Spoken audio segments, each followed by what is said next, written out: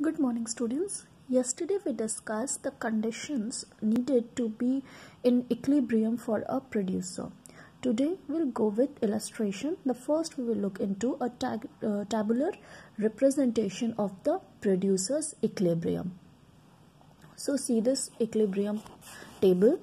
It is mentioned Q, that is the unit of outputs, 1, 2, 3, 4, 5, 6, 7, 8, 9, 10, 11. ठीक है. MR यहाँ पे mentioned है, that is 12, fixed for all the outputs. And MC जो है वो आपको यहाँ दिया हुआ है 15, 12, 10, 9, 8, 7, 8, 9, 10, 12, 50. अब दो बार यहाँ पर हमें यहाँ पर 12 दिख रहा है. ठीक है. अब हम सिचुएशन कैसे स्टार्ट करेंगे. MR equals to MC in two situations. सबसे पहले हमें प्रोड्यूसर्स इक्विलिब्रियम जब हमने लास्ट क्लास में देखा था तो कंडीशंस हमें क्या बताई गई थी कि MR जो है वो MC के बराबर होना चाहिए, जो आपका पहला ये कंडीशन है. ठीक है. तो उस कंडीशन से हम चलते हैं. So MR equals to MC हमारे दो सिचुएशन में हो रहे हैं. पहला situation 2 unit of output, next है आपका सिचुएशन 10 यूनिट ऑफ आउटपुट. ठीक है. When 2 units of output are produced and when 10 units of output are produced, ये दो जगह पे हमारा MC इक्वल्स टू MC है, MR है. ठीक है. लेकिन अगर हम इस सिचुएशन की बात करें तो यहां पर हम देखें तो MC हमारा फॉल कर रहा है. वहीं अगर इसके आगे हम लोग यहाँ पर देखें तो the MC is increasing here. So we can easily compute the second situation जहाँ पे हमें ये दिया गया था कि MR जो है वो MC के बराबर होना चाहिए. पहला सिचुएशन प्रोड्यूसर्स इक्विलिब्रियम का, और दूसरा सिचुएशन था कि MR जब MC के बराबर है तो उस सिचुएशन में MC इंक्रीज होगा तो ही प्रोड्यूसर इक्विलिब्रियम अटेन करेगा. तो जब हम देख रहे हैं कि पहला सिचुएशन जहां पे 2 यूनिट ऑफ आउटपुट है वहां पे MC हमारा फॉल कर रहा है, लेकिन वहीं जब हम सिचुएशन सेकेंड की बात करें जहां पे 10 यूनिट्स ऑफ आउटपुट हमें मिल रहा है वहां हमारा MC राइज कर रहा है. इसके अकॉर्डिंग क्या हुआ.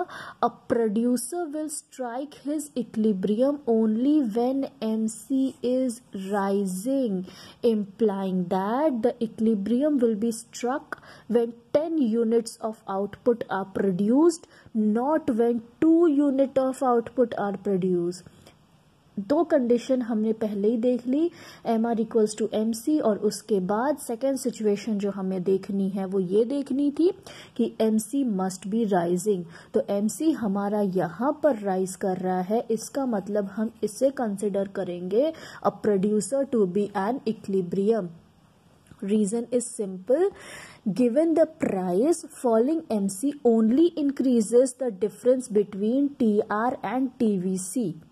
जो आपका फॉलिंग MC है, मार्जिनल कॉस्ट है, वो जो टोटल रेवेन्यू आप कलेक्ट करेंगे उसका और जो टोटल वेरिएबल कॉस्ट है उसका डिफरेंस वो वहां पे इंक्रीज करेगा. Summation MC equals to TVC होता है अगर आपको याद हो तो, and summation MR equals to TR, so that TR minus TVC tends to rise, so that profit tend to rise in a situation of falling MC. Accordingly, it will be an irrational for a producer to strike his equilibrium. इस level पर अगर एक जो producer है वो equilibrium को strike करता है तो ये उसका बहुत बड़ा गलत डिसीजन होगा. It is only when MC is rising that a producer would strike his equilibrium. Thus, equilibrium will be struck when MR equals to MC and MC is rising. The producer will maximize profits when 10 units of output are produced. ठीक है. हमें जो rule पता था उसके हिसाब से हमने ये अटेन कर लिया कि दो जगह पे हमें MR इक्वल्स टू MC दिखा, लेकिन इक्विलिब्रियम वहीं पर होगा जहां पे MC इंक्रीज हो. यहाँ पे MC जो है वो डिक्रीज हो रही है, यहाँ पे MC इंक्रीज हो रही है, तो हम इससे प्रोड्यूसर्स इक्विलिब्रियम कंसिडर करेंगे for this level of output. अब इसको अगर हम न्यूमेरिकली देखें तो ये हमारे पास एग्जाम्पल है, when output equals to 0 and MR equals to MC and MC is falling. तो TR equals to summation MR होता है, हमें पता है TR क्या होता है, सारे MR का टोटल होता है। सो अगर हम यहाँ पर देखें तो हमारा MR क्या है, 12 है, राइट। ये जब हम सिचुएशन ले रहे हैं तो हम यहाँ पे जो फॉलोइंग MR है, हम इन दोनों, क्योंकि अगर यहाँ पे हम इक्विलिब्रियम स्ट्रक कर रहे हैं इस सिचुएशन पे, तो हम ये सब टेबल तो आएगा ही नहीं ना, तो इनको हम क्यों ऐड करें। हमने यहाँ पर इक्विलिब्रियम अटेन कर ली। इक्विलिब्रियम का मतलब क्या होता है कि उसके आगे प्रोड्यूसर प्रोड्यूस ही नहीं करेगा, क्योंकि वहाँ पे उसको मैक्सिमम लेवल ऑफ प्रॉफिट मिल रहा है, तो यहीं पर वो रुक जाएगा। तो इसका मतलब हुआ कि 12 + 12 इज योर समेशन MR, ठीक है, दैट इज 24। अब TVC अगर हम निकालें तो TVC इस सिचुएशन में क्या होगा, 15 + 12 दैट इज योर 27। अब pi that is your gross profit equals to TR minus TVC, पिछले क्लास में हमने पढ़ा है। सो जब हम 24 - 27 करेंगे तो -3 आएगा, मतलब ये तो आउटपुट जितना हम यहाँ पर देख रहे थे उस हिसाब से हम तो यहाँ पे प्रॉफिट ही नहीं, हम लॉस को अटेन कर रहे हैं। वहीं हम दूसरा सिचुएशन देखते हैं, when output equals to 10 and MR equals to MC and MC is rising, उस सिचुएशन में क्या होता है, TR equals to summation MR, ठीक है। मतलब कि जो प्रोड्यूसर है वो यहाँ पर इक्विलिब्रियम अटेन कर रहा है, तो इस सिचुएशन में हमारा टोटल MR क्या होगा, 1 2 3 4 5 6 7 8 9 10 10 × 12 मतलब कि 120। टोटल हमारा जो TR होगा that is summation of MR होगा हमारा 120। वही हमारा जो TVC होगा दैट इज समेशन MC होगा, वो क्या होगा, 15 + 12 + 10 + 9 + 8 + 7 + 8 + 9 + 10 + 12, जो हमारा आ गया 100। तो इस केस में जब हम ग्रॉस प्रॉफिट कंप्यूट करेंगे तो क्या होगा, TR minus TVC that is 120 - 100, जो हमारा क्या आएगा, 20। तो ये हमारा इसके कंपैरिजन में प्रॉफिट है। So that is the reason कि यहाँ पर हम इक्विलिब्रियम जो है प्रोड्यूसर स्ट्रक करेगा। We find that the difference between TR and TVC tends to rise as output is increased from 2 to 10. In fact, it is only when output that equals to 10 that the profit is maximum.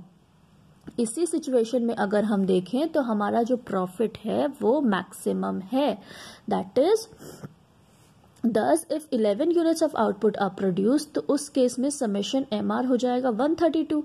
अगर यहाँ तक हम produce करेंगे तो 120 + 12 that is 132, तो हमारा summation MR हो जाएगा 132, while summation MC equals to 115, so that gross profit equals to TR minus TVC, जो हमारा हो जाएगा 17, जो कि कम है इस प्रॉफिट के मुकाबले। तो यही वो लेवल है जहां पर एक प्रोड्यूसर सबसे मैक्सिमम अटेन कर रहा है। अगर वो इस लेवल तक आ गया प्रोड्यूस करने, तो जो प्रॉफिट वो अर्न करेगा वो इस लेवल के प्रॉफिट से कम ही होगा। इसीलिए उसके लिए सबसे बेस्ट ऑप्शन है कि वो यहीं पर अपनी इक्विलिब्रियम को अटेन कर ले। The third condition that AR, that is the price, is more than AVC, average variable cost, should also be satisfied, because no producer ever undertake production if the price is not covering the variable cost per unit. इसके लिए बहुत ज़रूरी है कि जो price है वो जो है AVC से ज़्यादा हो। जो एवरेज रेवेन्यू है, द प्राइस है, वो एवरेज वेरिएबल कॉस्ट से ज़्यादा कवर करे, अदरवाइज प्रोड्यूसर को तो फिर वहाँ पे कोई फ़ायदा ही नहीं है प्रोड्यूस करने का। सो इसकी अगर हम एक शॉर्ट समरी बोलें तो it is only when MR equals to MC and MC is rising that a producer will reach the point of equilibrium where profit is maximised. Also AR should be least equal to ABC. Tomorrow we will start with the diagrammatic presentation of the producer's equilibrium.